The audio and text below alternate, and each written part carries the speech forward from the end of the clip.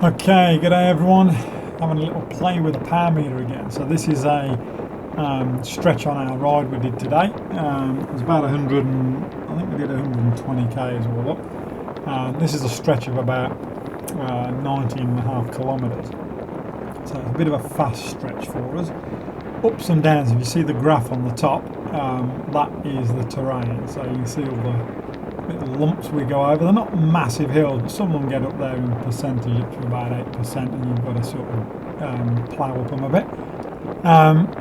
Great fun. This is an awesome bit of road, this. And I'm about to attempt to bridge the gap. So I left Alf and Tim to go off ahead, and they've shot off, they've gone. They're about 800 metres ahead of me, and I am now in pursuit of them. And this is a great way to keep fit, get fit and get stronger. So chase some guys down, give them a good gap, and then, because you know they're going to go the whole way, they're going to keep going. So it's good fun. This is a good way to get strong. It's a good bit of practice. And sitting on the flat bit here, doing about 40. Just got my watts there. Sitting about around my FTP. So what I did was, on this, because it was 19 k's, I caught Alf at about, I think maybe 2 k's into this, and then it took me up to 12 k's to catch Tim. So Tim's just like a workhorse. Tim just keeps going. He doesn't stop. He just keeps ploughing away. He's just a machine. So this is why it was a good test for me to try and catch him, because normally at one time when we first started riding with him, I could never have caught him, or he would have left me for dead. So it's good. It means you're getting stronger when you can catch someone like him. So it's good to go out and ride with guys like this. You know, it really makes you have to work hard and lift your game. But also, you've got to get your numbers right. So this is the beauty again about having the power meter. So I didn't go into panic mode. I didn't blast it down. I'm not whizzing up to 500 watts or anything like that to try and sprint to catch them. I knew it was 19 k's, and I just thought I'll sit with my numbers and I'll just see what I can hold. So going up the hills, I'm pushing up closer to the between 3 and 350 watts. But on the flats, I'm sitting around about 240 to 280 watts, somewhere around there. So I thought I can just keep myself a nice steady pace. And then on the downhill sections, I'm just taking it easy, recovering. So getting as much recovery in as I can during the ride, during this 19k session. Now I will fast forward some of this, so you don't have to sit here and be bored of the whole thing.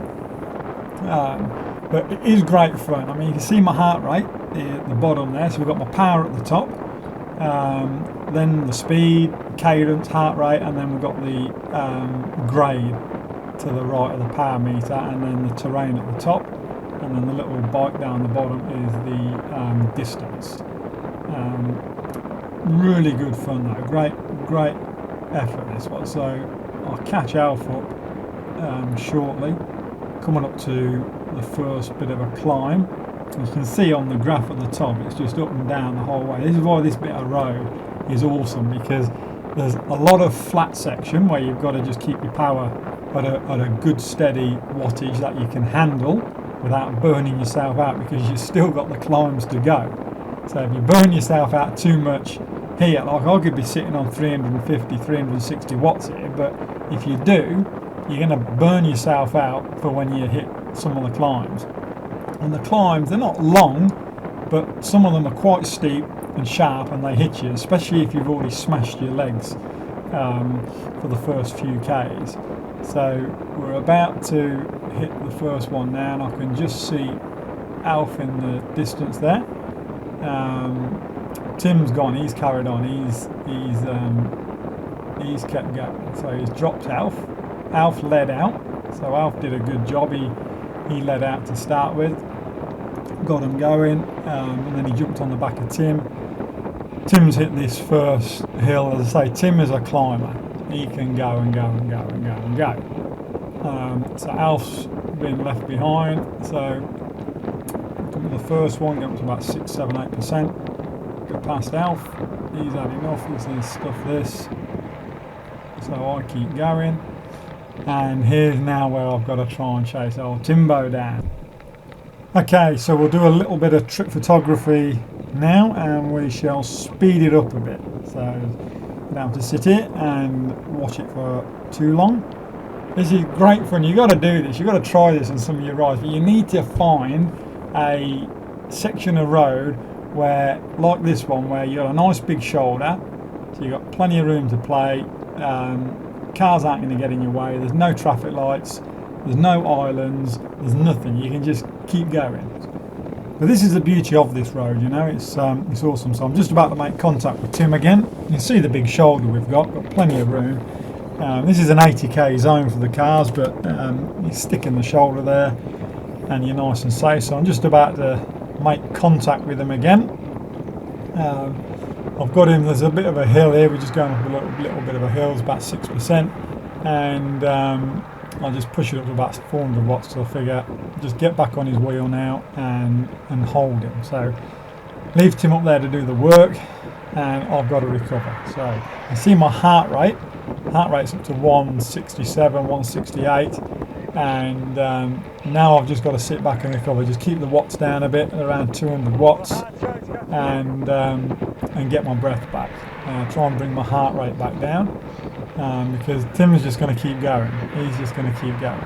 So he's not going to stop. You have a look at his pedalling action. Tim's got a real good smooth pedalling action, and it's guys like this you want to watch. He's been riding for years. Very good rider. We're just about to overtake some other riders here. So just about to go past them now. Just giving Tim the all clear. We're okay. These guys coming past them must think we're on drugs or something. You know, going up a little bit of an incline here. Well, we're just downhill a little bit now, but we're starting to go up again in a minute. And go past another good. There's quite a few on this road. A lot of people use this road as a good training session. You know? So just about to go past. Now all these guys thinking, geez, what are these guys eating? Give me some of that stuff. So you know. Great fun. This is how you get strong. This is really how you get stronger. It's awesome fun. This route is absolutely brilliant. It's a great ride. So I'm up to 300 watts again now, going up this bit of a climb. So that is it. That is how you bridge a gap using your numbers. So you just got to know your numbers and hold your numbers, and just get used to them and figure out where you're going to use your power. So when you're flying along the flats, like I said before, you've got to just have it where you can sit on a nice wattage you can handle, and then up it a bit for the hills. Anyway, that's it from us. Hope you enjoyed the video. You got any questions or comments, you can post them down below.